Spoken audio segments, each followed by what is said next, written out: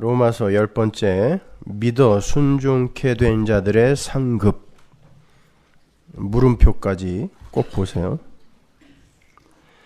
로마서 1장 3절에서 6절까지 말씀입니다. 함께 봉독하시죠. 이 아들로 말하면 육신으로는 다윗의 혈통에서 나셨고 성결의 영으로는 죽은 가운데서 부활하여 능력으로 하나님의 아들로 인정되셨으니 곧 우리 주 예수 그리스도시니라. 그로 말미암아 우리가 은혜와 사도의 직분을 받아 그 이름을 위하여 모든 이방인 중에서 믿어 순종케 하나니 너희도 그들 중에 있어 예수 그리스도의 것으로 부르심을 입은 자니라. 아멘. 여러분 혹시 이런 동화를 아십니까? 어떤 임금이 백성들에게 꽃씨를 나눠주고 가을에 심사해서 잘 기른 자는 큰 상을 주겠다고 했습니다. 그러나 반드시 왕이 준 씨앗으로만 꽃을 피워야 했어요. 그래서 백성들은 온갖 정성을 다해서 물을 주면서 키웠지만 이상하게 꽃씨는 싹조차 나지를 않았습니다. 그러자 백성들은 상을 받기 위해서 꽃집에 가서 같은 종류의 새 꽃씨를 사서 왕이 준 씨앗과 바꾸어서 다시 심었어요. 그들의 화분에서는 예쁜 꽃이 피어났습니다. 그들은 모두 임금에게 상 받을 일을 기대하면서 정성껏 그 꽃을 가꾸었어요. 임금이 정해놓은 기한이 차자 씨앗을 받은 백성들이 저마다 자신이 가꾼 화분을 들고 임금 앞에 나왔습니다. 그렇게 저마다 아름답게 핀 꽃을 들고 나왔지만 이상하게 임금님은 기뻐하지 않고 크게 실망하는 것처럼 보였어요. 근데 어떤 한 소년이 싹도 나지 않은 빈 화분을 들고 두려움으로 떨고 있었습니다. 임금이 그 소년을 부르자 소년은 떨면서 임금 앞으로 나와서 이렇게 말했어요. 임금님, 죽을 죄를 지었습니다. 저는 열심히 물도 주고 거름도 주며 온갖 노력을 다 해보았는데도 이렇게 싹도 피우지 못했습니다. 죄송합니다. 저는 벌을 받아 마땅한 자이니 제게 벌을 주십시오 하면서 울었습니다. 그러자 임금은 아니다. 너야말로 정직하게 꽃을 피웠다. 내가 원했던 꽃이 바로 그 꽃이란다 라고 말하면서 크게 칭찬했습니다. 임금은 아이에게만 상을 내렸고 나머지 엉뚱한 꽃을 피워가지고 온 백성들은 전부 감옥에 쳐넣었습니다. 알고 보니 임금이 백성들이 얼마나 정직한가를 시험하기 위해서 처음부터 싹이 나지 못할 썩은 씨를 주었던 거예요. 저는 이 동화를 생각할 때마다 바로 이 땅을 살아가는 우리 교회의 모습을 떠올리곤 합니다. 하나님은 분명 타락한 우리에게 썩어질 몸을 주셨다고 하셨습니다. 고린도전서 15장에 나오죠. 물론 그것은 인간의 타락의 결과예요. 심지어 그 몸은 죽은 몸이다 라고까지 말씀하셨습니다. 에베소서에도 나오고 로마서에도 나옵니다. 그건 절대 스스로 열매를 맺을 수 없는 썩은 씨죠. 바울이 그 썩은 씨들의 현실을 이렇게 묘사합니다. 로마서 3장 10절 보세요. 기록한 바 의인은 없나니 하나도 없으며 깨닫는 자도 없고 하나님을 찾는 자도 없고 다 치우쳐 한 가지로 무익하게 되고 선을 행하는 자는 없나니 하나도 없도다. 20절. 그러므로 율법의 행위로 그 앞에 의롭다 하심을 얻을 육체가 없나니 율법으로는 죄를 깨달음이니라. 우리는 율법을 지키는 것을 열매로 알고 있는데 그 율법은 지켜서 하나님 앞에 기특한 열매로 가져오라고 준 게 아니라 죄가 무엇인지 깨달으라고 준 거라는 그런 말이에요. 로마서 7장 18절 보세요. 내 속 곧 내 육신에 선한 것이 거하지 아니하는 줄 아노니 원함은 내게 있으나 선을 행하는 것은 없노라. 내가 원하는 바 선은 하지 아니하고 도리어 원치 아니하는 바 악은 행하는도다. 이렇게 인간은 죽을 몸, 썩어질 몸에 갇혀 있는 한 절대 하늘 임금이 원하시는 그 어떤 꽃도 피울 수 없으며 열매를 맺을 수가 없는 자들인 거예요. 단 그 썩어질 몸 안에 예수 그리스도의 영이 들어가서 그들의 삶을 대신 사실 때에만 예수 그리스도의 열매가 그들의 몸인 가지를 통하여 나타나는 거란 말입니다. 예수님은 그러한 인간들의 현실을 어떻게 말씀하셨는지 한번 볼게요. 요한복음 15장 5절. 나는 포도나무요 너희는 가지니 저가 내 안에 내가 저 안에 있으면 이 사람은 과실을 많이 맺나니 나를 떠나서는 너희가 아무것도 할 수 없습니다. 과실을 가지가 맺고 있는데 예수님이 그 가지에게서 떠나버리면 비록 그가 열매를 달고 있어도 그건 죽은 거예요. 그러니까 이 열매의 주체가 누구예요? 열매 맺는 주체. 줄기란 말입니다. 그러니까 이 열매는 가지의 것이 아니다라고 지금 이야기를 하는 거예요. 주님은 인간이 열매를 맺을 수 있는 단 한 가지의 길을 제시하시는데 그것이 예수님에게 붙어 있는 거예요. 연합이란 말입니다. 그렇지 않고는 절대 그 어떤 인간의 삶에서도 꽃이나 열매를 기대할 수 없다는 거예요. 그러니까 인간의 열심과 노력에서 나올 수 있는 열매는 있을 수가 없는 거란 말입니다. 우리의 열심과 노력에서는 어떤 열매도 나오질 않아요. 성도는 다만 하나님께서 은혜를 베풀어 주시지 않으면 저희들의 힘으로는 열매는커녕 싹도 피울 수 없는 그런 피조물일 뿐입니다. 저희 안에 하나님께서 선물로 주신 예수라는 열매가 없다면 저희는 절대 하나님 앞에서 의로운 자라는 칭호를 받을 수 없는 자들입니다. 라는 정직한 그 피조물의 그 처음 자리의 고백, 그 고백을 들고 하나님 앞으로 가면 되는 거예요. 그 사람이 바로 예수라는 꽃과 예수라는 진짜 열매를 들고 하늘 왕 앞에 선 정직한 성도인 거예요.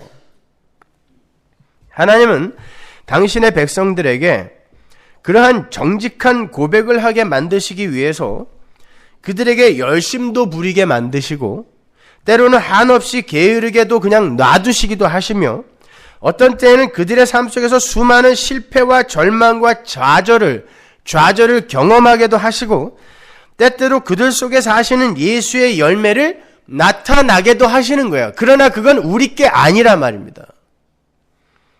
결국 성도는 하나님의 은혜를 오롯하게 드러내고 죽은 흙에 불과한 자신들의 처음 자리를 인정하고 수긍하는 것을 목적으로 이 세상에 창조된 거예요.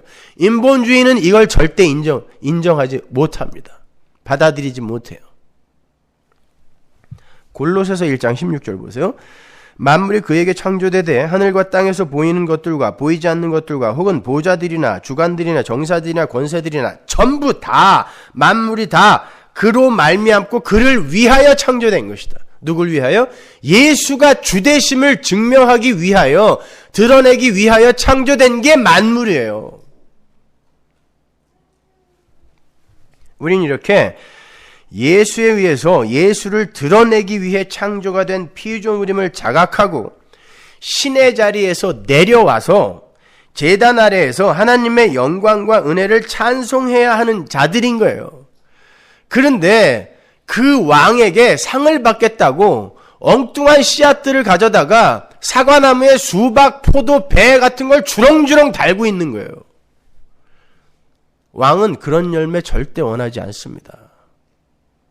시장에서 사다가 마치 크리스마스 추리처럼 이쁘게 주렁주렁 달아놓기는 했는데 하나님이 원하는 열매는 그런 게 아니라 말입니다. 하나님은 그러한 천국 백성들의 현실을 가르쳐주기 위해서 이 역사와 인생을 우리에게 허락하신 거예요. 하나님은 우리 성도들이 이 세상에서 얼마나 열심을 부려 변하고 성숙하여 왔는가에 대해서는 사실상 관심이 없으세요. 왜? 나중에 다 새 걸로 바꿔줄 거거든요. 하나님은 오히려 그런 것보다는 하나님이 어떤 분이시며 하나님의 능력은 얼마나 대단한 것이며 왜 우리는 하나님의 은혜만을 의지하여 하나님 절대 의존적인 존재로 살아야 하는지를 깨닫고 아버지만을 의지하는 하나님의 어린 아이들이 되어주기를 바라는 거란 말입니다. 어린 아이는 아버지의 손만 꼭 잡으면 세상에 무서운 게 없는 거잖아요. 내가 그 아버지다라는 것을 알아달라는 거예요. 하나님의 언약의 핵심이 뭐예요? 나는 너의 아버지가 되고 너는 나의 자녀가 되는 것. 그게 언약의 핵심 아닙니까? 그거 배우고 가는 거라니까요. 그래서 주님께서도 천국은 어린아이와 같지 않으면 절대 못 들어간다라고 말씀하신 거예요. 어린아이들이 순진하고 어린아이들이 착해서? 아니요. 어린아이들처럼 악당이 없어요. 여러분, 거짓말은 아이들이 태어나면서부터 합니다. 울지 않아도 될 상황에서 지 배고프면요 울어요. 그거 거짓말입니다. 심리학에서도 나오는 거예요. 아이가 알아요.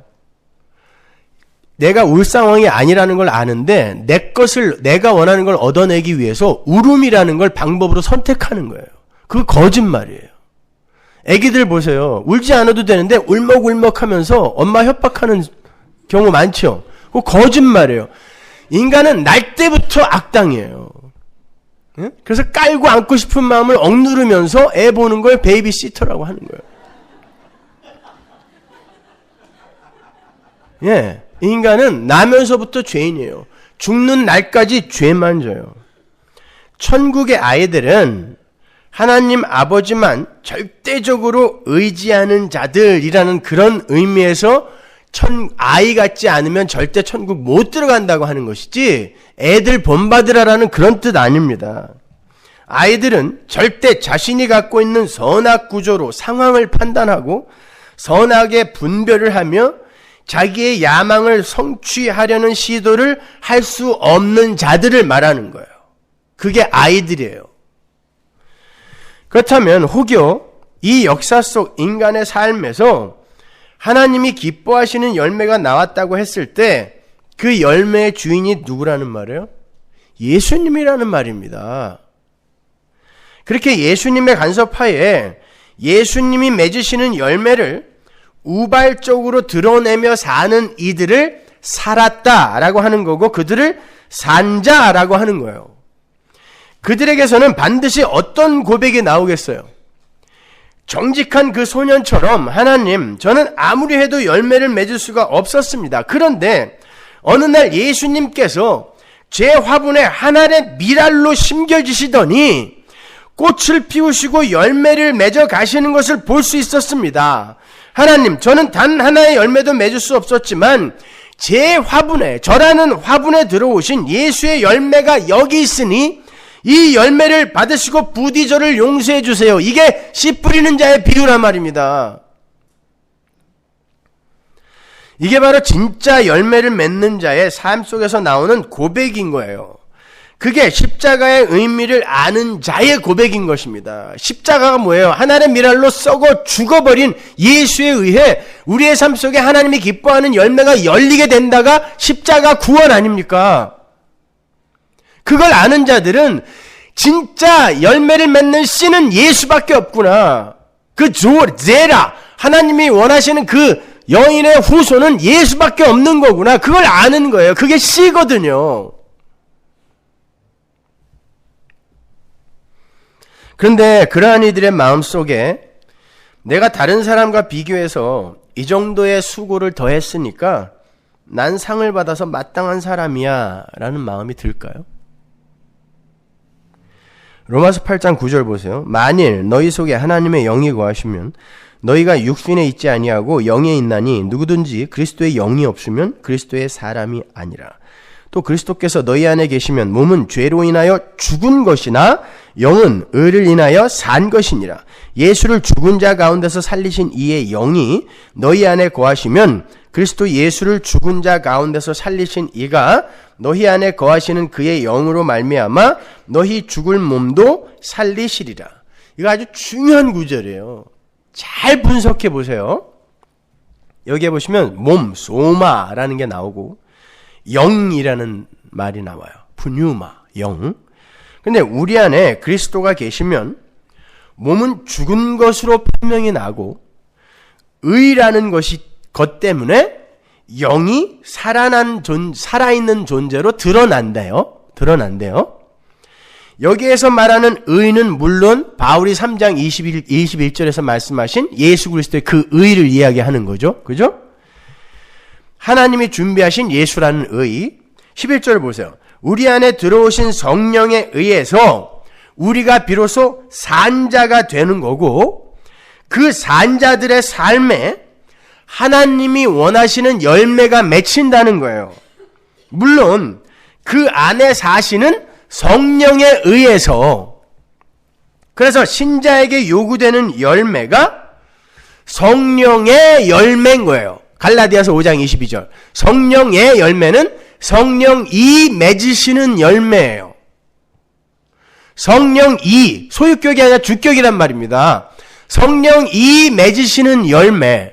그러니까 내 안에 성령이 들어오면 내 몸은 죽은 거구나. 그 말은 나는 열매를 못 맺는 자구나를 내가 비로소 알게 되고, 그 전까지는 잘난 척 무지하면서 사는데 그게 열매 아니었구나를 비로소 알게 된다는 뜻이에요. 성령이 내 안에 들어오면. 그리고 내 안에서 열매를 진짜 맺으시는 분은 성령이구나를 알게 된다는 그런 뜻이란 말이에요. 지금 이 구절들이. 내 몸은 죽은 거구나, 이걸 알게 된다는 뜻이에요. 근데 내 삶 속에서 어떻게 열매가 맺히지? 내 안에 들어오신 성령에 의해 맺히는 열매구나, 이걸 알게 된다는 뜻이란 말입니다. 그러니까 이런 거예요. 썩어질 우리 몸 안에 그리스도의 영이 들어오시게 되면 우리의 몸은 아무런 열매를 맺을 수 없는 죽은 몸, 소마로 드러나게 되고, 우리 안에 들어오신 예수 그리스도의 영에 의해 우리는 살아있는 존재, 즉 영의 상태가 된다는 그런 말이에요. 오늘 본문의 말로 바꾸면 우리 안에 성령이 들어오시면 죽어야 할 육신과 살아야 할 성결의 영의 부분이 확연하게 둘로 분리가 되어 인식이 되고, 왜 육신은 십자가에 못 박혀 죽을 수밖에 없는 것인지, 그리고 왜 우리는 성결의 영으로 살아나야 하는지를 인생 속에서 경험하게 되는 거예요. 그게 신앙생활이란 말입니다. 성경은 그 영의 상태가 된 인간만이 하나님이 기뻐하시는 열매를 맺을 수 있다 그래요. 영이 죽은 자는 열매 맺을 수 없죠? 맞아요? 틀려요? 맞아요.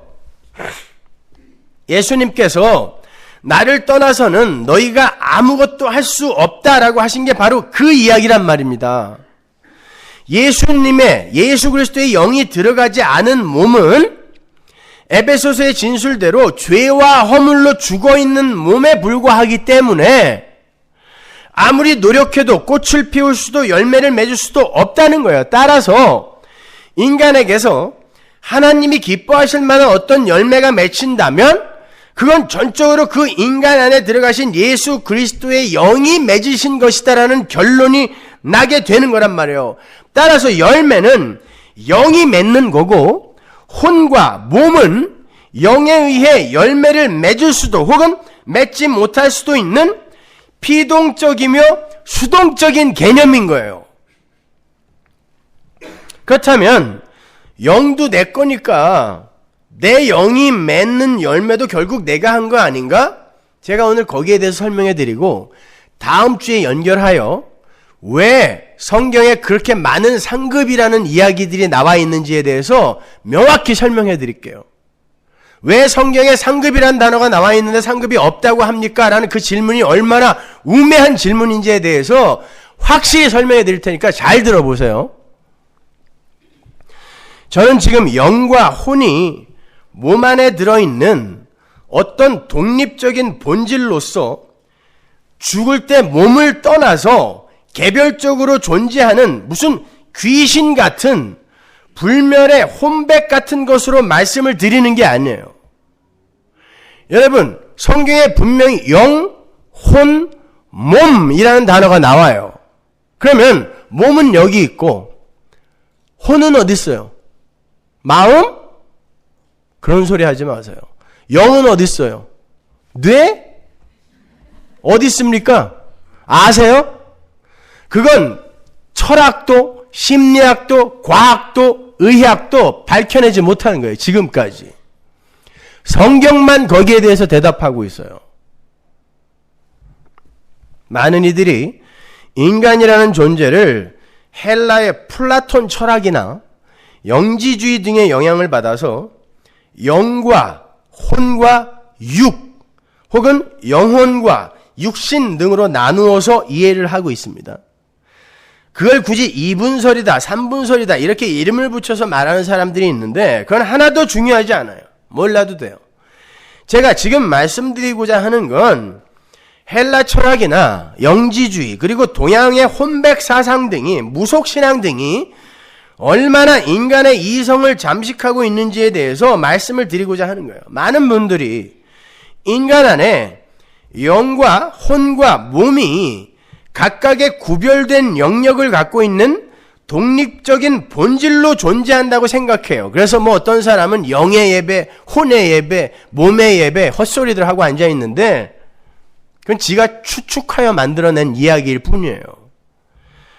유령선이라든지 꼬마 유령 캐스퍼라든지 장화 홍련전 등의 동화나 옛날 이야기나 영화 등에도 그러한 인간들의 인간 존재론이 잘 나타나 있죠. 몸과 분리된 독립적 개체로서의 어떤 존재가 우리 안에 존재하다가 몸에서 튕겨져 나가게 되면 그 자체가 독립적 개체로 존재할 수 있다는 사고예요. 장화 홍련의 몸은 무덤 속에서 썩었는데 어떤 독립적 개체인, 그게 영인지 혼인지 몰라요. 지들도 몰라요. 근데 그게 독립적 개체로 나타나서 사또에게 맨날 밤마다 울며 지랄을 떤단 말입니다. 이게 인간들이 갖고 있는 인간 존재론이에요. 그죠? 이게 영지주의란 말입니다. 이게 헬라 철학이란 말입니다. 이게 혼백 사상이에요. 동양 사상에. 성경에는 사람들은 그게 무엇인지 물어보면요, 심리학이나 성경을 고사하고 심리학이나 철학이나 의학이나 과학에 근거해서도 그것을 정확하게 설명해내는 사람이 없어요.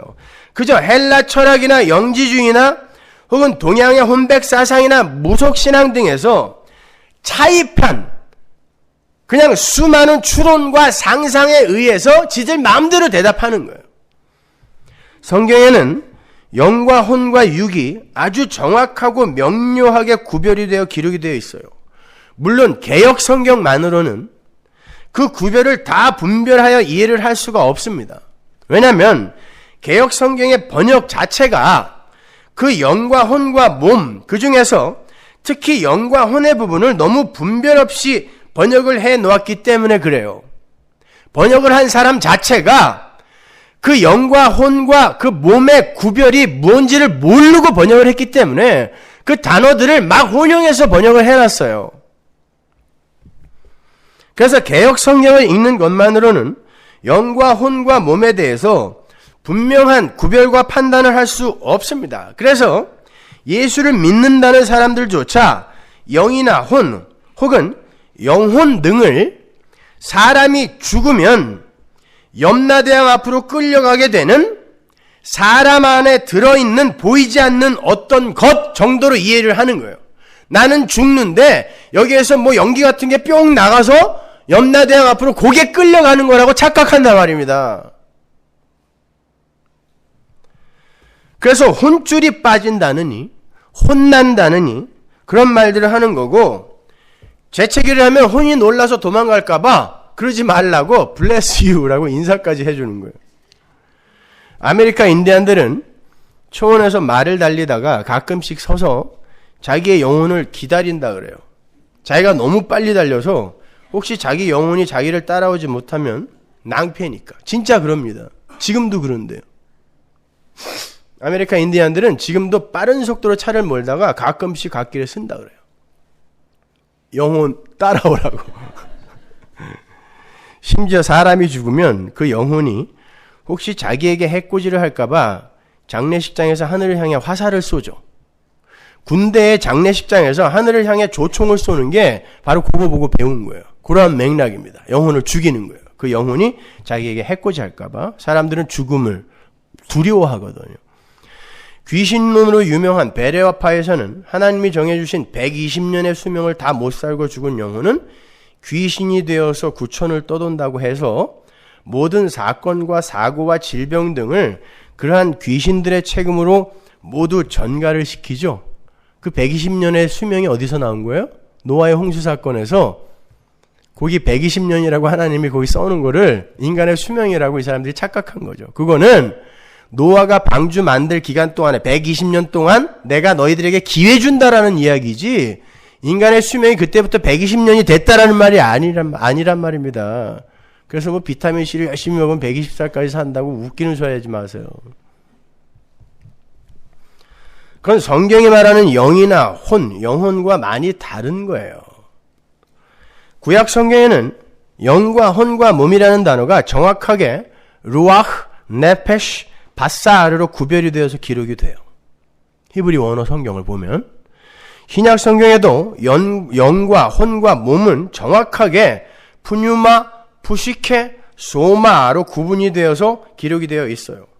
몸인 소마와 육체인 사륵스는 또 다른 개념이에요. 그건 오늘 설명할 수가 없으니까 다음에 제가 설명해 드릴게요.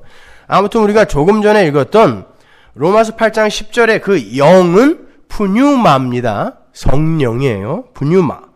그 단어는 항상 성령을 가리켜요. 그런데 어떤 때에는 그 푸뉴마라는 단어가 성도의 영을 가리킬 때도 있어요. 영.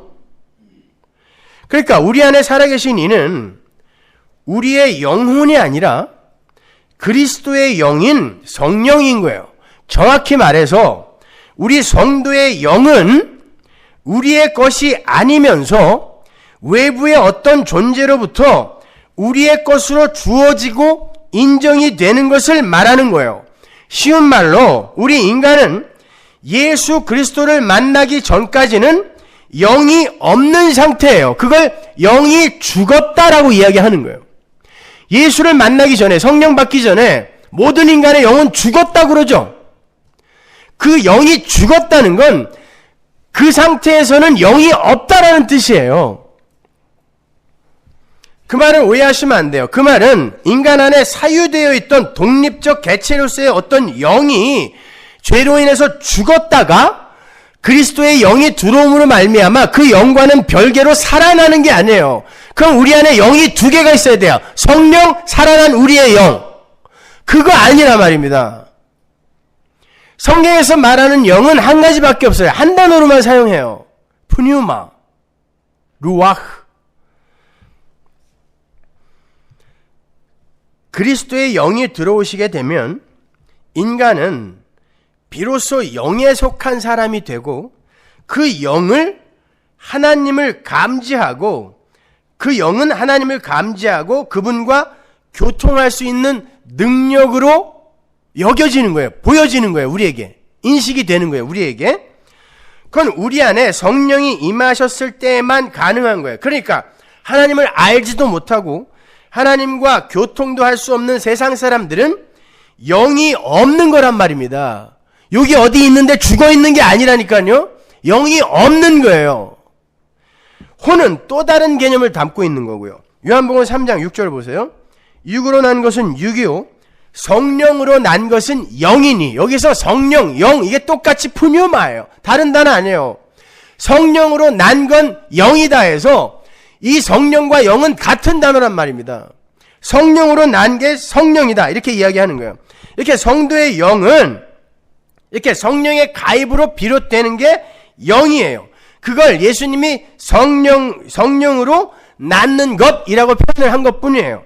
이렇게 성도의 영은 하나님의 은혜로 예수 그리스도와의 관계가 맺어지고 이걸 연합이라 그래요. 관계가 맺어지고 성령의 역사로 말미암게 되는 하나님과의 교통이 가능하게 된 그 상태를 영이라고 하는 거예요.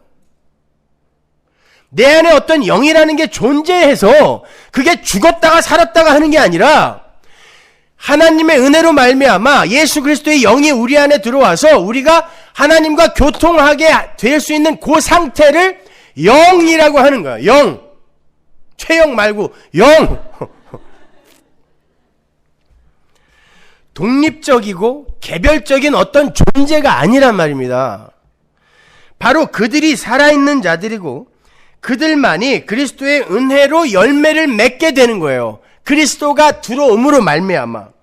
그게 창세기 2장 7절에 생기, 루와흐, 성령이죠. 생기를 받고 생령이 된 아담의 모습에서 원시 모형으로 그림으로 그려져 있는 거예요. 루아흐가 들어가기 전에 아담은 네페시였어요. 그게 혼이라는 단어거든요. 조금 이따 제가 설명해 드릴게요.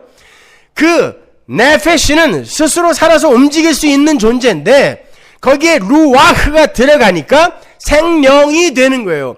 그 상태를 영이라고 하고 그들을 하나님의 백성이라고 하는 거예요. 그러니까 하나님 나라에 영혼이 간다라는 건 우리 이 몸뚱이 말고 우리 안에 들어있는 어떤 연기 같은 뭐 이상한 혼벽 같은 거 이런 게 가는 게 아니라 내가 가는 거예요. 전인적인 존재로서의 내가 가는데 그 내 안에 그리스도의 영이 들어와서 나와 연합이 되어서 하나님과 관계 있는 자로 되어 간다라는 의미에서 영이 간다라고 이야기하는 거란 말입니다. 조금 더 구체적으로 예를 들어서 설명해 드릴게요. 고린도전서 15장 45절 보세요. 기록된 바 첫사람 아담은 산 영이 되었다 함과 같이 마지막 아담은 살려주는 영이 되었나니. 여기에서 첫사람 아담에게 쓰인 영이라는 단어와 마지막 아담이신 예수님에게 쓰인 영이라는 단어는 다른 단어예요. 첫사람 아담에게 쓰인 단어는 우리가 흔히 혼이라고 번역을 하는 푸시케, 네페시예요. 혼. 그리고 마지막 아담이신 예수님에게 쓰인 영은 푸뉴마, 루아흐란 말입니다. 다른 단어예요. 이 부분은 사도 바울이 창세기 2장 7절에 그 생명의 부분을 인용해다 쓴 거거든요. 산영이 되었다라는 그 단어가. 근데 바울이 그 단어를 살아있는 영이 아니라 살아있는 푸시케, 즉 살아있는 혼이라고 이야기한단 말이에요. 따라서 창세기 2장 7절에 그 생명도 살아있는 영이 아니라 살아있는 혼이 되어야 맞죠? 그래서 거기에 쓰인 단어도 루아흐, 생기가 들어갔더니 그가 하이 네페시 하야, 살아있는 혼이 되었다라고 이야기하는 거예요. 그걸 성경이 그냥 개역성경이 생영이라고 번역을 했기 때문에 우리가 그냥 영이라고 생각하는데 아니요.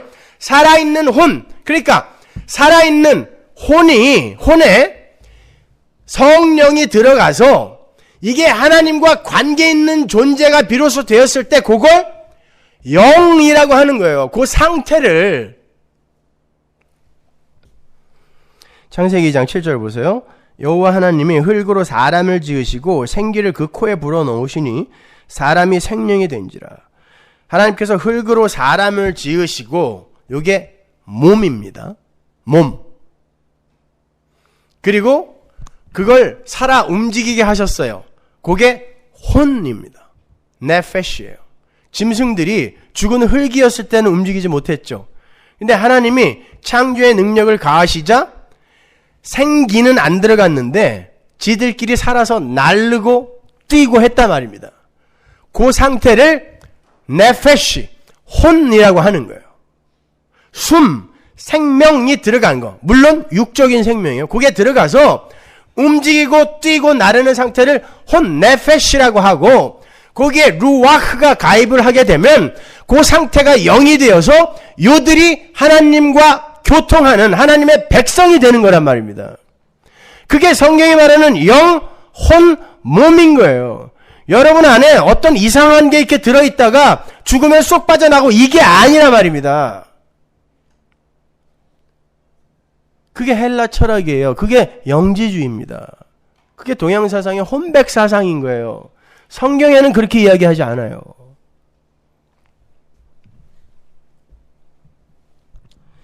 신약에서 푸시케라는 단어가 쓸 때도 마찬가지예요. 그러니까 혼, 네페시라는 건 인간의 몸 안에 들어있는 보이지 않는 혼령 같은 게 아니라 하나님의 창조의 권능 아래에서 숨, 즉 목숨을 갖게 된 모든 피조물들을 가리키는 단어예요. 그걸 혼이라 그래요. 그 혼이라는 단어는 구원받은 자나 구원받지 못한 자 모두에게 주어지는 숨이에요. 심지어 그 혼이라는 단어는 성경에 짐승에게도 쓰입니다. 그 네페시, 혼이라는 단어가 구약 성경에 어디에 나오는지 몇 군데만 제가 찾아드릴게요. 창세기 46장 27절. 애굽에서 요셉에게 낳은 아들이 2명이니 야곱의 집 사람으로 애굽에 이른 자의 도합이 70명이었더라. 여기서 2명이라고 번역이 된 단어도 네페시고 70명에서 그 명도 네페시예요. 굳이 직역을 하면 혼이죠. 네페시. 그럼 우리가 가진 혼의 개념으로 이 구조를 번역을 하면 어떻게 되죠? 요셉이 2명의 혼을 낳은 거예요? 혼령? 가나안에서 애굽으로 들어간 70명의 야곱의 후손이 70명의 혼령입니까? 성경은 정확하게 네페시라고 기록하고 있단 말입니다. 그들을.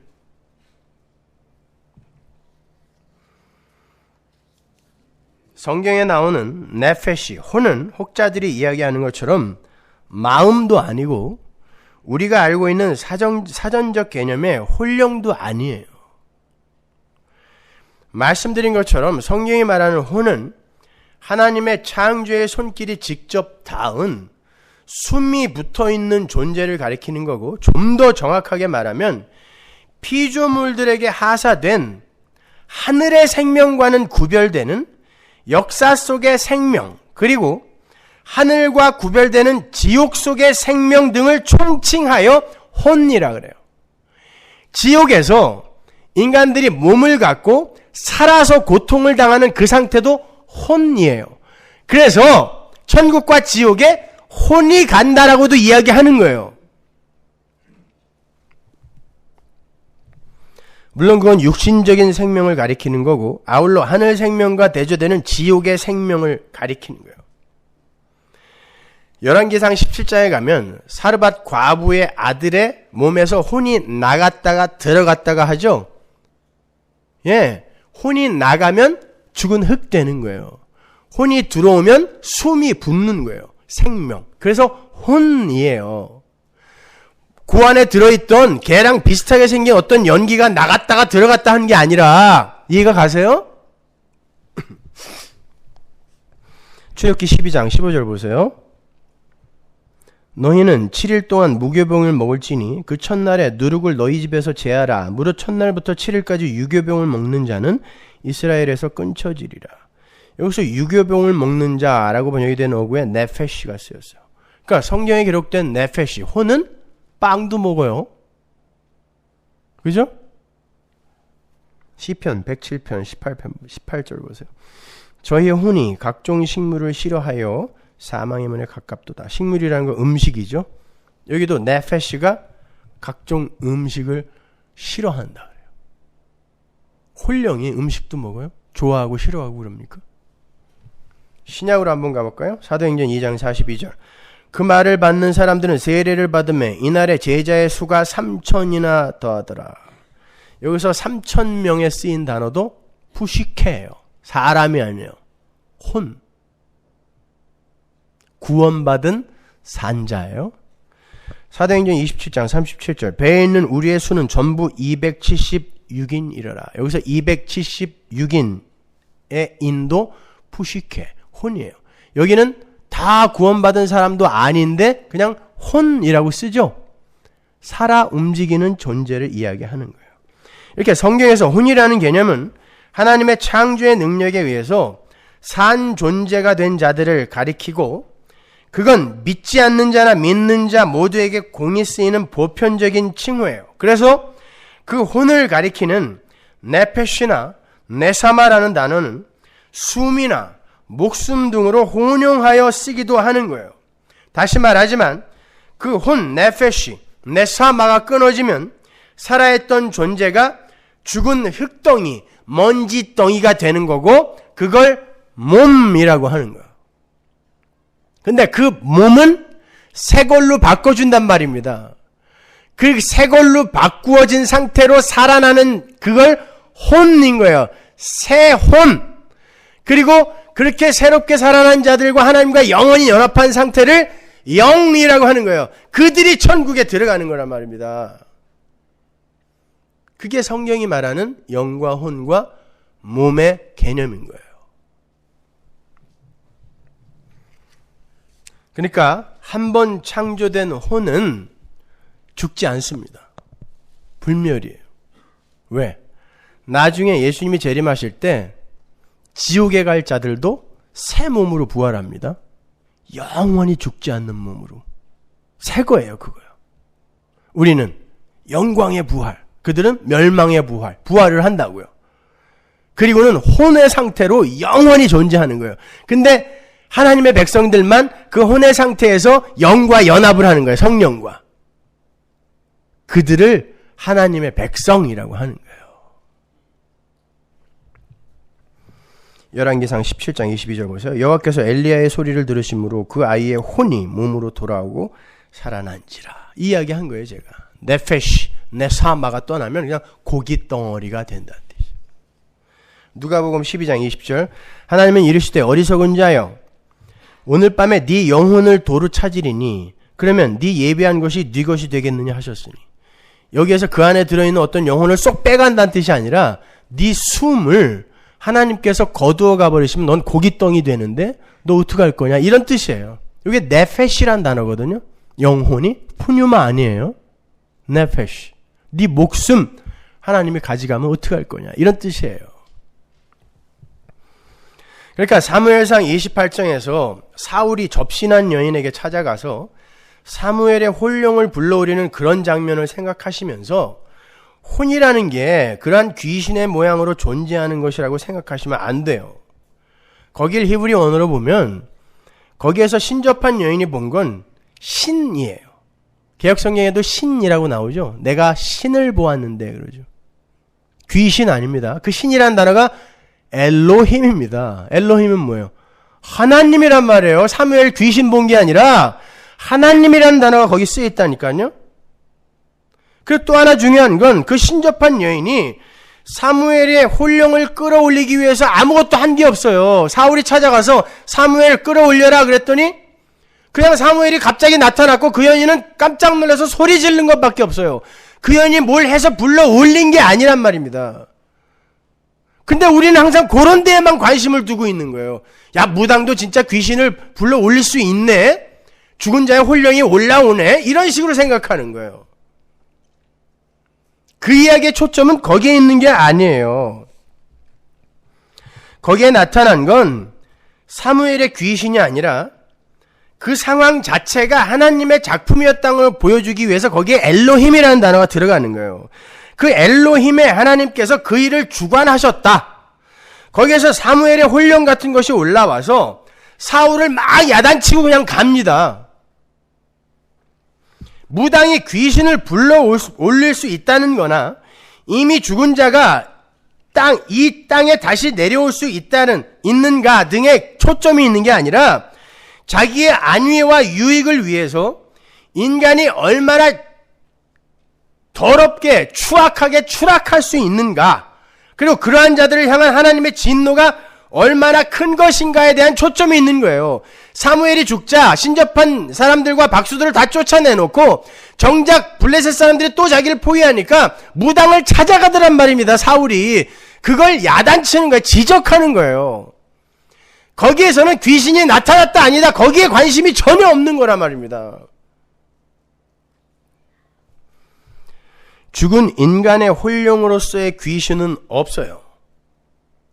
하나님의 장중 안에서 쏙 빠져나가갖고 구천을 떠돌 수 있는 혼령은 단 한 개도 없어요.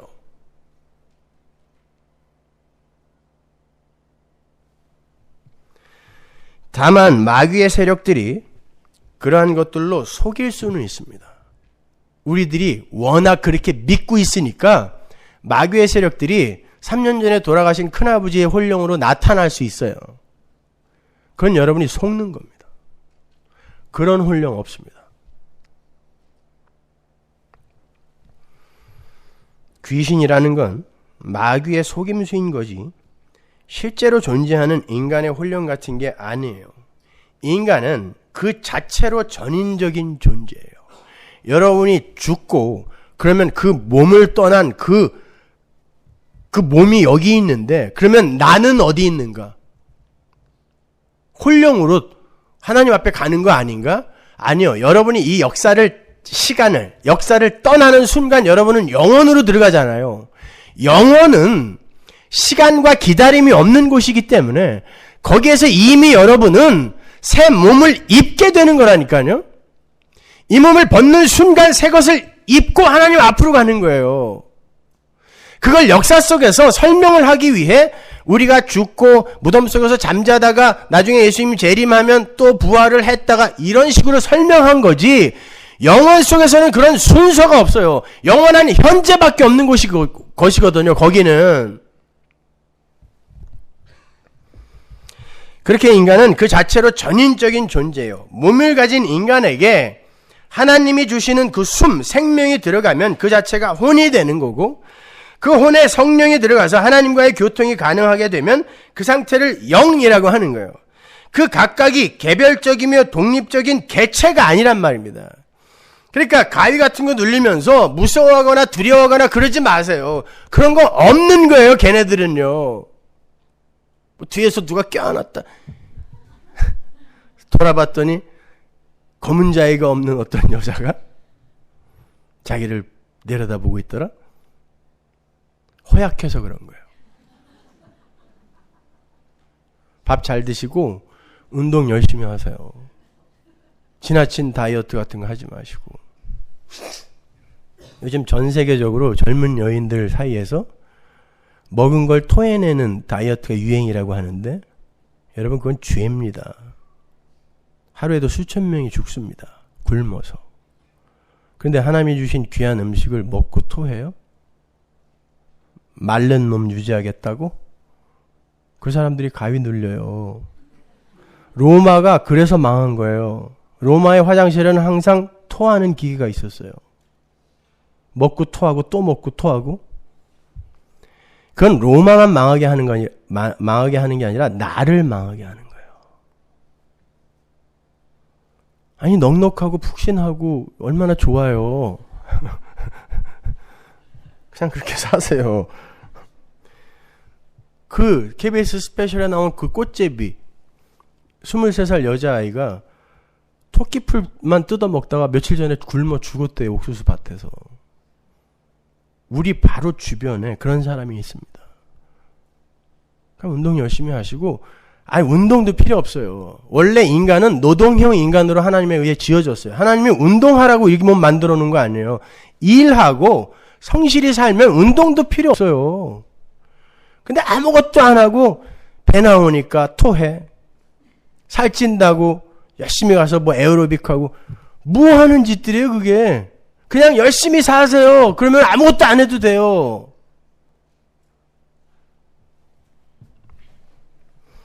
그러니까 성도 안에 성도가 소유한 영이 있는 게 아니라 성령의 임재로 인해서 하나님의 것으로 편입이 된 그 사람을 영에 속한 사람, 영이 살아난 사람, 혹은 그냥 영 등으로 지칭하는 거고, 그를 성령이 낳은 영이다 라고 부르는 것이며, 그들만이 그 영의 상태에서 하늘 임금이 원하시는 열매를 맺을 수 있는 거예요. 그들에게서 하나님의 영이 빠져나가면 그들은 곧 죽은 자가 되는 거잖아요. 성경의 기록에 의하면. 그러니까 하나님의 영이 빠져나가면 아무것도 할 수 없는 존재가 하나님의 영이 들어가서 뭔가를 했다면 그건 하나님의 영이 하신 것이지 그가 한 게 아니잖아요. 근데 그걸 근거로 들이대면서 상 달라고 얘기할 수 있냐고요. 예?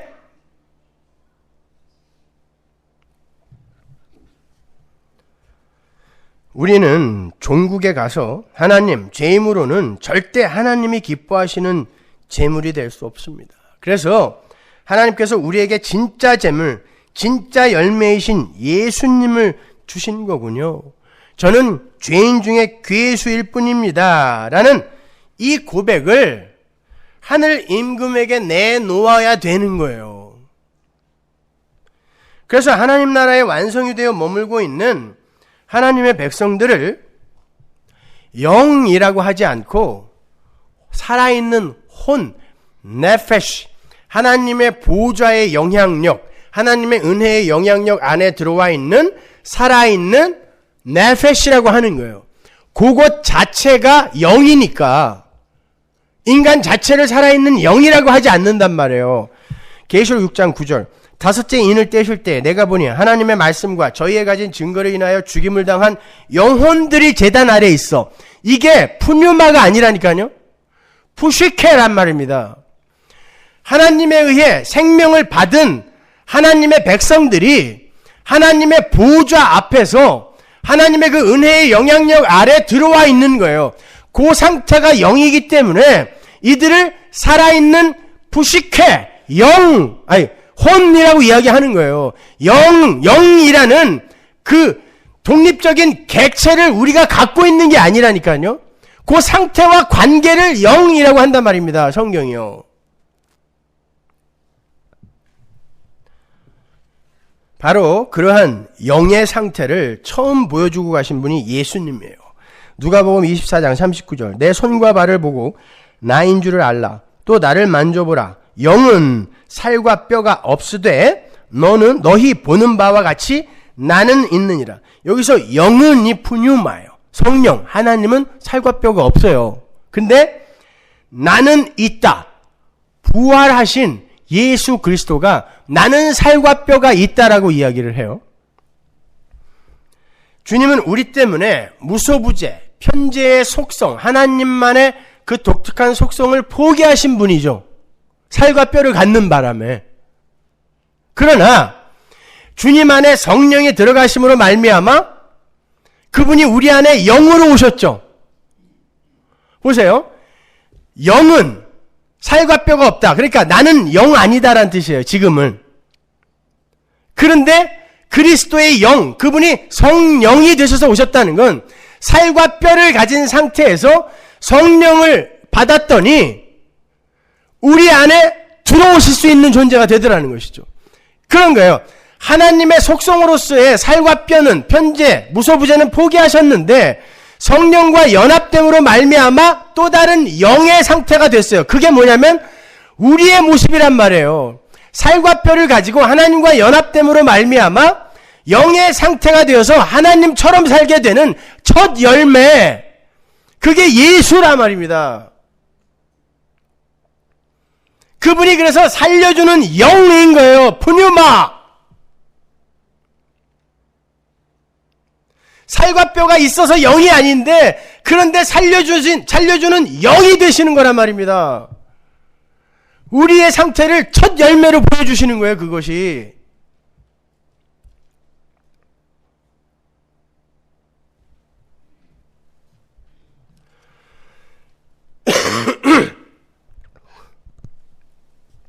예수님이 첫 열매라는 건 그렇게 살과 뼈를 가지신 존재로 성령과 연합하여 하나님이 기뻐하시는 언약의 성취자가 되신 그 예수 자체가 첫 열매, 그 자체가 열매라는 거죠. 그분이 뭘 하고 안 하고가 중요한 게 아니라 그분이 첫 열매라는 건 하나님이 원하시는 열매는 하나님이 살려낸 어떤 자들이 뭘 하고 안 하고가 중요한 게 아니라 하나님이 그분의 능력으로 만들어낸 그 창조물 자체, 하나님의 백성 그 자체가 열매라는 거예요. 그래서 예수가 첫 열매인 거예요. 여러분 자체가 열매라니까요. 근데 내가 하나님이 기뻐하시는 열매가 되기 위해서 내가 한 게 뭐가 있냐고요. 아무것도 없잖아요. 그러니까 우리는 하나님을 찬송할 수밖에 없는 거예요. 그게 바로 에베소서 1장의 창세전 언약의 성취 아닙니까? 우리를 왜 창조했다? 우리를 왜 구원하셨다 그래요? 찬송이 되게 하기 위해서. 그게 복음이란 말입니다. 그게 그렇게 영이라는 것은 피조물이 사유할 수 있는 게 아니라 하나님의 영과 관계를 맺고 사는 피조물의 상태를 가리키는 거예요. 그래서 전도서 기자는 하나님의 성령 아래에서 하나님에 의해 쓰임을 받는 모든 존재에게 영이 있다라는 식의 뉘앙스를 풍기기도 하는 것입니다. 전도서 3장 20절. 다 흙으로 말미암았으므로 다 흙으로 돌아가나니 다 한 곳으로 가거니와 인생의 혼은 위로 올라가고 짐승의 혼은 아래 곧 땅으로 내려가는 줄을 누가 알려. 여기서는 루아흐인데 또 혼이라고 번역을 해놨어요. 영이죠. 인간의 영은 위로 올라가고 짐승의 루아흐, 영은 아래로 내려간다. 이게 무슨 말이에요? 인간에게도 영이 있고 짐승에게도 영이 있단 말이에요? 여러분이 아시다시피 창세기 1장의 첫 창조 때에 짐승들에게는 생기, 루아흐가 불어넣어진 적이 없습니다. 그냥 네페시예요. 그걸 하늘 생명의 관점에서 봤을 때는 살아있지만 죽었다고 하는 거예요. 그 혼, 숨까지, 네페시까지 뺏긴 상태를 그냥 죽은 흙이라고 하는 거고, 몸. 그래서 짐승은 그냥 네페시, 혼의 상태잖아요. 인간만이 하인 네페시, 하야인 영의 상태로 창조가 됐단 말입니다. 그건 하나님의 백성들이 어떠한 형국으로 창조가 될 것인지에 대한 원시 모형이죠. 혼에 하나님의 성령이 부어져서 비로소 영이 되는 그런 형국을 원시 모형으로 보여준 거란 말입니다. 근데 왜 여기에서는 마치 짐승에게도 영이 있는 것처럼 기록되어 있는가? 여기에서 인생과 짐승은 하나님의 백성과 유기된 자의 모형으로 등장하는 개념이에요. 바로 위에 17절을 보면 전도서 기자가 의인과 악인에 대해서 이야기를 합니다. 그리고는 바로 인생과 짐승의 이야기로 옮겨가고 있는 거예요. 그러니까 인생의 영은 하늘에 올라가고 짐승의 영은 아래로 내려간다는 말은 하나님의 백성들의 삶에 관여하신 성령은 그 백성들을 반드시 영의 상태로 하늘로 데리고 올라가실 것이며 유기된 자들의 삶에 관여하시는 성령께서는 그들을 이끌고 땅으로 내려가셔서 영원히 죽은 흙의 자리로 돌려놓으신다. 지옥으로 보내버리신다라는 그런 것을 암시하는 말씀인 거예요. 지옥불은 무슨 불? 성령의 불. 그건 멸망이라고도 하고 지옥이라고도 하고 사망이라고도 불러요. 그것이 모두 성령의 장중에서 일어나는 것이기 때문에 인생의 영, 짐승의 영 등으로 표현을 하는 거예요. 그러나 그러한 모든 것을 이 역사 속에 갇혀있는 인생이 어찌 포착하고 이해를 할 수 있느냐, 이게 누가 알랴인 거예요. 예를 들어서 발람을 태우고 가던 당나귀가 말을 했을 때 당나귀에게 갑자기 어떤 능력이 생긴 게 아니라 하나님께서 당나귀에게 임하셔서 당신이 하실 말씀을 한 거죠. 그 상태를 영의 상태라 그래요. 제한적이잖아요. 고레스를 하나님이 나의 목자라고 이야기하십니다. 그러면서 그가 내 뜻을 다 이룰 것이다라고 이야기를 해요. 그렇지만 그가 구원받지는 못했습니다.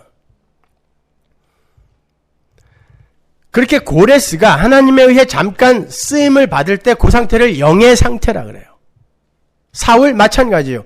사울에 악령이 들어갔다가 하나님의 성령이 들어갔다가 막 그런 혼란스러운 모습이 성경에 나오죠.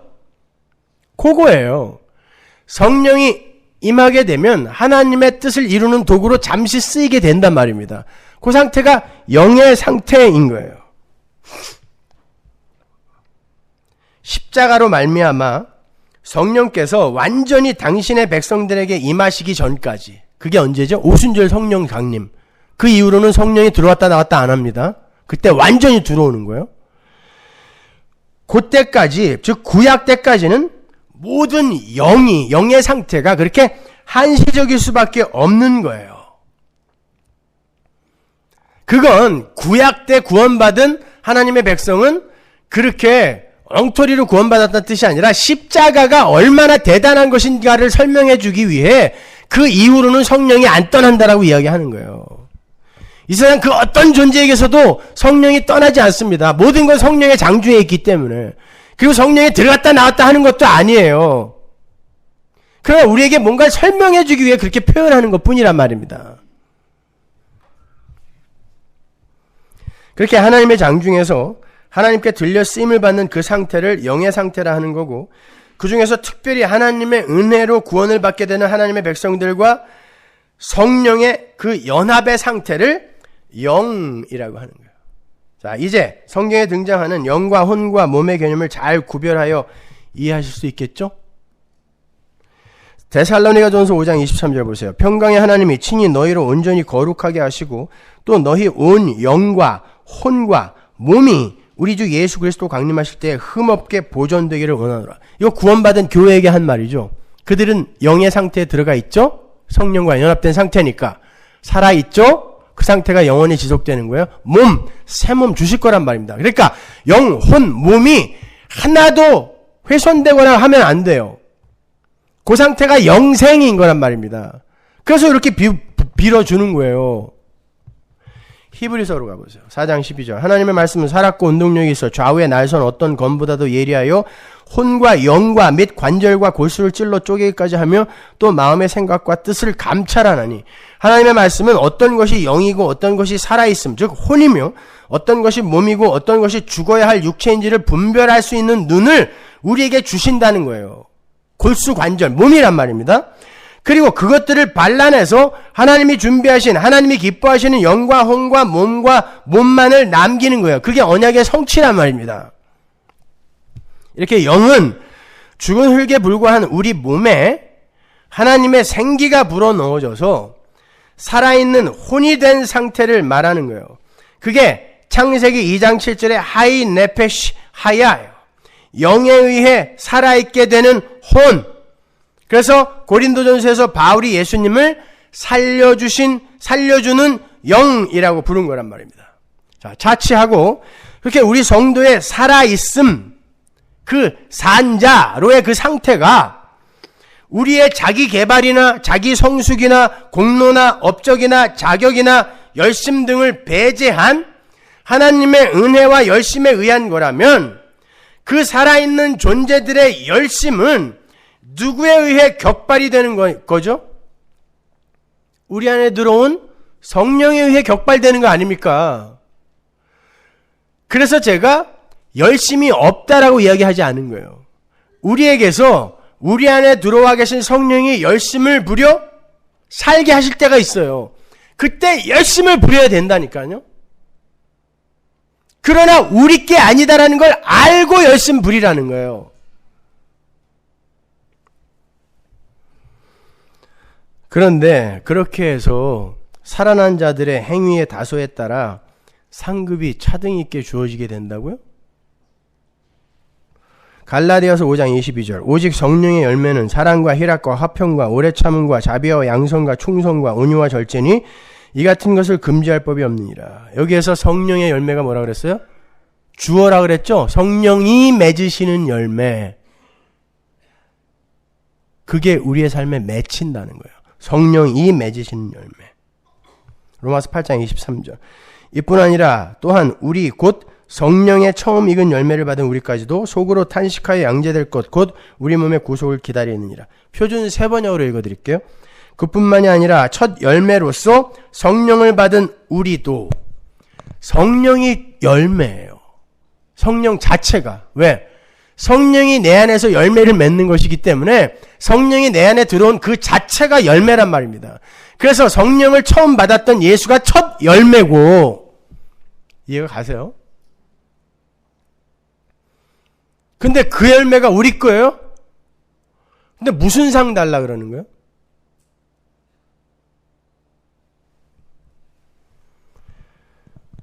이렇게 우리에게 맺히는 열매는 성령이 맺으시는 거고, 그래서 성령 자체가 열매인 것이며, 그래서 그 성령, 즉 그리스도의 영이 바로 우리가 맺어내야 하는 의요, 거룩함이요, 지혜요, 구속함이라고 하는 거예요. 고린도전서 1장 30절 보세요. 너희는 하나님께로부터 나서 그리스도 예수 안에 있고 예수는 하나님께로서 나와서 우리에게 지혜와 의로움과 거룩함과 구속함이 되셨다. 이거 우리에게 열매로 내놓으라는 거 아니에요? 근데 누가 이게 됐다는 거예요? 예수가 이렇게 되어서 우리에게 주어졌다라는 거 아닙니까? 근데 어떤 의를 쌓아서 여러분이 상을 받겠다는 거예요. 빌립보서 1장 11절. 예수 그리스도로 말미암아 의의 열매가 가득하여 하나님의 영광과 찬송이 되게 하시기를 구하노라. 표준 3번역으로 볼게요. 예수 그리스도께서 주시는 의의 열매가 가득하여 여러분이 하나님께 영광과 찬송을 돌리게 되기를 기도합니다. 어떻게 더 자세히 설명해 줘요? 예수님이 우리에게 그 열매 주신 거구나를 알게 되었을 때 너희 안에서 찬송이 나오게 될 거야. 그게 언약의 성취야. 분명히 이야기해 주잖아요. 그거 아는 자들의 입에서는 찬송밖에 안 나온다는 이야기예요. 그거 하고 가라는 거예요. 이 세상에서. 오늘 본문에도 분명히 나와요. 순종케 하나니라는 말과 부르심을 입은 자라는 말이 나오죠. 이 말은 하나같이 주님께서 하신 일을 의미하고 있죠. 다 수동태예요. 우리가 순종한 게 아니고 주님께서 순종하게 하셨다는 거고, 우리가 주님께 나아간 것이 아니라 주님께서 우리를 불렀다는 거예요. 요거 하나 설명해 드리기 위해서 내가 이렇게 길게 해야 되는 거예요, 진짜? 그렇다고 해서 주님이 부르셨을 때 내가 이해하고 달려간 게 아닌가 이렇게 해서도 안 돼요. 불렀다가 아니라 부르심을 입었다예요. 그 단어는 불렀을 때 내가 반응했다는 게 아니라 불렀을 때 내게서 나올 반응까지도 그분이 주셨다는 말이 부르심을 입었다예요. 그러면 우리가 뭘 했냐고요? 불렀고 순종하게 하셨고 다 예수가 하신 거 아닙니까? 그런데 무슨 상을 받겠다는 거예요? 결국 이 말씀들은 복음에 대해서만큼은 우리가 개입할 수 없다는 거예요. 그리고 부르심을 입은 자들의 순종 또한 하나님의 작품이라는 겁니다. 복음을 깨닫게 되고 믿고 순종하게 된 모든 것은 성령이 우리에게 오심으로 가능하게 된 일들이라는 거예요. 성도가 예수님을 구세주로 영접하고 그분께 복종하게 된 모든 사건들이 성령이 하신 일이에요. 그래서 항상 말씀드린 바와 같이 신자의 할 일은 주님이 하신 일에 대해서 감사하고 기뻐하고 찬송하는 것밖에 없는 거예요. 그래서 요한계시록에서 24장로가 계속 면류관을 벗어서 하나님께 돌려드리는 거예요. 내가 한 게 뭐가 있다고 자꾸 이거 씌워주세요. 아니에요. 가져가세요. 내 거 하나도 없어요. 그걸 바울이 고린도전서에서 불 가운데서 얻는 구원, 부끄러운 구원이라고 하는 거예요. 이 세상 그 누구도 부끄럽지 않은 구원 받는 사람 하나도 없어요. 왜? 내가 한 게 아무것도 없는데 하나님이 날 구원해줘서 다 부끄러운 구원 받는 거예요.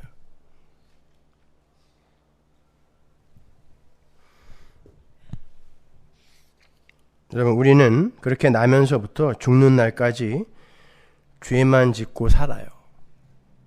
여러분은 그걸 아셔야 돼요. 태어나면서부터 거짓말 하다가 철이 들어서 더 많이 하고 늙어 죽을 때도 여전히 자신의 인기와 명성과 위상만을 챙기면서 사는 게 인간들이에요. 우리는 죽는 날까지 내가 좋고 나에게 유익되는 선택만을 선택하며 살아요. 바로 그러한 상태, 영의 상태에 있는 이들은 그 안에 계신 성령, 그리스도의 영에 의해서 하나님이 기뻐하시는 의의 열매를 가시적으로 맺기도 해요. 그러나 그 열매는 이미 예수에 의해서 그 존재 안에 가득 맺어진 은혜의 열매의 표본인 거예요. 그래서 그들의 삶 속에서는 자랑이 있을 수가 없습니다. 바로 그 자랑 없음의 상태, 하나님 절대 의존의 상태를 만들어내시기 위해 하나님은 우리에게 열심을 내게도 하시고 때로는 한없이 추락을 하게 하시기도 하시며 경건한 삶을 살게도 하시고 추악한 자신의 실체를 드러내시기도 하시는 거예요. 그러나 그 모든 상황들이 전부 합력하여 자기 부인, 온전한 자기 부인이라는 그 선을 이루게 되는 거예요. 그래서 제가 여러분 안에 성령께서 열심을 내게 하시면 최선을 다해 열심을 내라고도 하는 거고, 여러분의 추악한 실체가 드러나면 거기에서 절망하지 말고 그때에도 예수님의 십자가 뒤로 숨으라고 말씀을 드린 거예요. 그 어떤 경험도 여러분은 다 하고 가게 돼요. 예수를 믿어서 여러분이 열심히 노력하면 하나님이 기뻐하시는 자로 바뀌는 게 아니란 말입니다. 우리의 삶 속에서는 오직 십자가의 능력만이 드러나야 돼요. 오직 예수님의 하신 일만이 드러나야 됩니다. 하나님은 바로 그 예수라는 그 열매, 성령의 열매, 그것만 보세요. 여러분이 거기에 덕지덕지 붙여서 엉뚱한 열매 붙여온 거 나중에 불에 다 태워버립니다. 그래서 불 가운데서 얻는 구원인 거예요. 갈라디아서 2장 20절 보고 마치죠. 나는 그리스도와 함께 십자가에 못 박혔습니다. 이제 사는 것은 내가 아닙니다. 그리스도께서 내 안에서 사시는 것입니다. 내가 지금 육신 안에서 사는 것은 나를 사랑하셔서 나를 대신하여 자기 몸을 내주신 하나님의 아들을 믿는 믿음 안에서 사는 것입니다. 나는 하나님의 은혜를 헛되게 하지 않습니다. 의롭게 하여 주심이 율법으로 되는 것이라면 그리스도께서는 헛되이 죽으신 것이 됩니다. 이렇게 내 안에서 열매를 맺으며 사는 이는 예수 그리스도예요. 다음 시간에 성경에 나오는 그 많은 상급의 이야기가 무엇인지 제가 하나하나 찝어서 설명을 해드릴게요. 기도하겠습니다.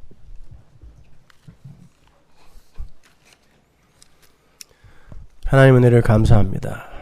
우리는 예수를 믿는다고 하면서 또 수십 년간 성경을 공부했다고 하면서 우리는 이러한 기초와 여전히 기초에 대한 정의도 내리지 못하고 있는 그런 실정입니다. 그런데 우리가 어떻게 하나님을 압니까? 어떻게 하나님의 계시를 부탁합니까? 아버지 하나님, 하나님의 은혜만을 의지하여 더 낮아지게 하시고 십자가 뒤로 더 꽁꽁 숨게 하여 주옵소서. 예수님의 이름으로 기도합니다. 아멘.